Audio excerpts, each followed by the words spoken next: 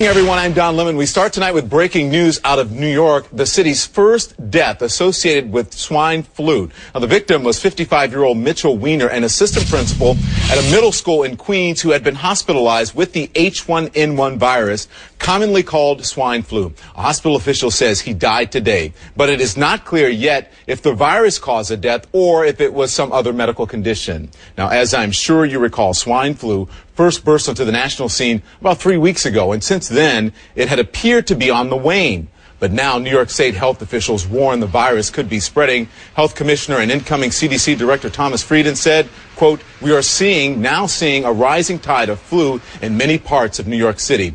As a precaution, 8 city schools are closing for several days." Ty Chandler of our affiliate New York One joins us now with the very latest from New York. What are you hearing about this assistant principal, Ty?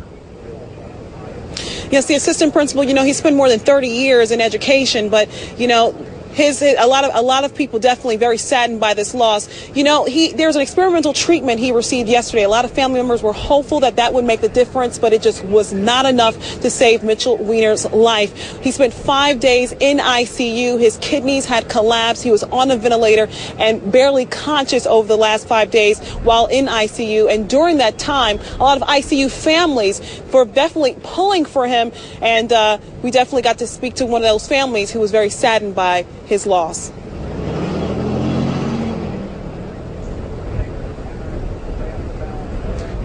Okay, Ty, we're hoping to hear from the family members there, but we don't have it. If we'll get it, we will bring it to you. But what I'm wondering about from these families, the families who were in ICU with him, their loved ones, are they concerned about exposure? And if so, what are they saying?